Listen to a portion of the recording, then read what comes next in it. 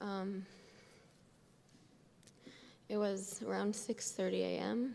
I was in the tent. I was resting. We were in a festival that we were waiting for so long. We started hearing what we thought was fireworks that the music festival arranged. When I opened the tent, I realized chaos was in front of me. Hundreds of people were running towards me. When I looked up in the sky, I saw hundreds of rockets above me. That's when I started panicking. All our friends, we were 10 friends there, we all gathered up right next to our tent, and we split into cars to run out of there. When we got to the main road, the security told us to go only to the right. We started driving, and that's when we realized that if we continue, there's a terrorist attack. We found a shelter, which was a small cement box with no door, and around 30, 40 people inside. We were 5 friends inside, including my best friend, Norel, her sister, Roya, her boyfriend, Amit, and my other friend and their cousin, Gal. When we were there, we didn't even know that they were coming towards our shelter, but my friend texted me, "They're coming, get out of there." That's when I met another girl called Michelle. She was having a panic attack, so I helped her breathe. And I asked her name. She said Michelle, and I said, "Let's sit down. There's more air if we sit down." So us 4, me, Noel, Roya, and her sat down. The next thing I heard was they're coming. And that's when 30 people fell on top of me. Everyone wanted to save their life, and they wanted to get to the back of the shelter.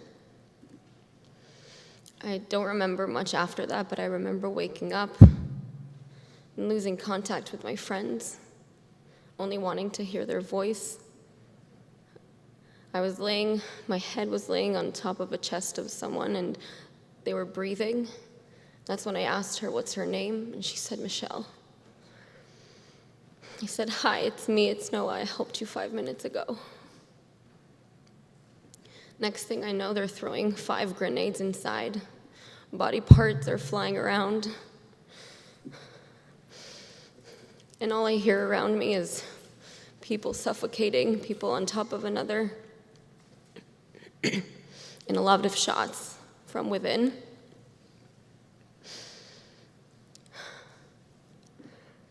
That's when I realized there's a huge body on top of me, and his head is on my throat, and fire is starting in the entrance.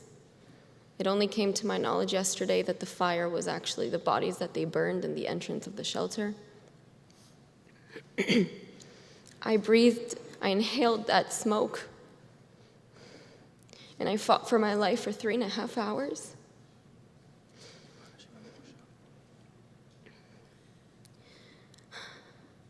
I thought about my family, and I had one question, and it was, why do I deserve to suffocate until I die? The shots didn't stop, and I lost contact with my friends, and I realized I wouldn't hear from them anymore. That's when I got rescued after 3 hours.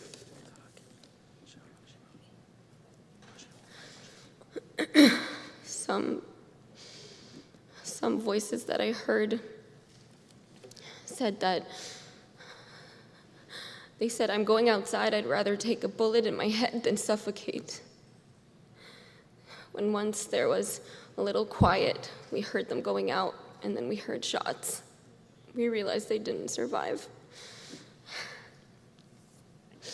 And once I got rescued, I reunited with Michelle in the hospital, realizing only after that she had a bullet in her back the entire time, and she didn't even know.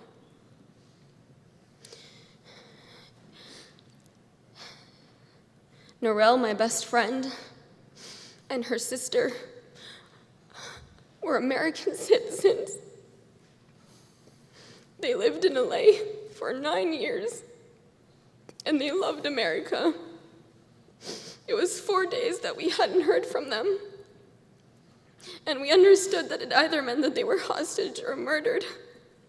And in what world does a mother need to pray that her kids are hostage so that they're alive and not murdered?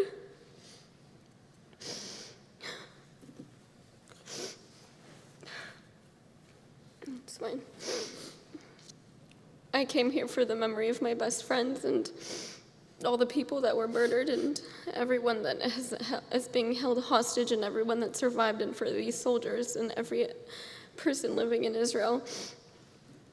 And even though that on the outside I don't look like I have scars, and I might have only a fracture in my elbow, but the biggest scar that I have is in my soul. And my best friends, Noel, Amit, which is her boyfriend, and my dear friend and her sister Roya, aren't here anymore. And just like my soul is aching, all of Israel is aching, and their hearts are broken.